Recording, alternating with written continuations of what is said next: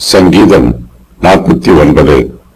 கோராகின் புத்திரரில் உள்ள ராகத் தலைவனுக்கு ஒப்புவிக்கப்பட்ட சங்கீதம்.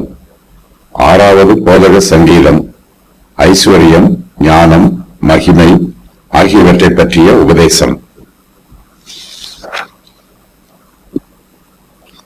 49வது சங்கீதம் ஒரு போதக சங்கீதமாகும். இதைப் போலவே 50வது சங்கீதமும் போதக சங்கீதமாக எழுதப்பட்டிருக்கிறது. பொதுவாக சங்கீதக்காரர் தாம் இயற்றிய சங்கீதங்களில் கர்த்தரிடத்தில் ஜெபிப்பதும் அவரை துதிப்பதும் வழக்கம். ஆனால் இந்த சங்கீதத்திலோ சங்கீதக்காரர் பிரசங்கம் பண்ணுகிறார். உலக பிரகாரமான ஜனங்கள் மாயையான காரியங்களை நம்பி ஜீவிக்கிறார்கள். அவையே தங்களுக்கு பாதுகாப்பு என்று சொல்லுகிறார்கள். அவர்கள் உலக காரியங்களை விட்டு வெளியேறி வர வேண்டும்.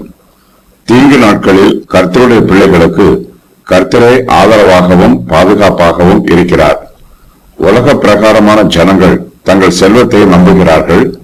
தங்கள் திரளான ஐஸ்வர்யத்தினால் பெருமை பாராட்டுகிறார்கள். அவர்களுடைய ஐஸ்வர்யம் அவர்களை மீட்காது. நம்முடைய ஐஸ்வர்யத்தினால் நாம் ரட்சிக்கப்படுவதில்லை. நம்முடைய ஐஸ்வர்யத்தினால் நம்முடைய ஆத்மாவை மீட்கும் கிரயத்தை செலுத்த முடியாது. ஐஸ்வர்யவான்களால் தங்களை தாங்களே மரணத்திலிருந்து காப்பாற்ற முடியாது. இந்த உலகத்தின் சந்தோஷம் நிலையானதல்ல. நம்முடைய ஐஸ்வர்யத்தினால் நமக்கு சத்துக்கு வாங்க முடியாது. கர்த்தர் தம்முடைய பிள்ளைகளை மீட்டுக் கொள்வார். மரணத்தின் பயத்திலிருந்து நம்மை தப்புவிப்பார்.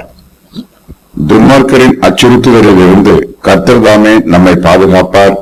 நம்முடைய பயத்தை போக்குவார்.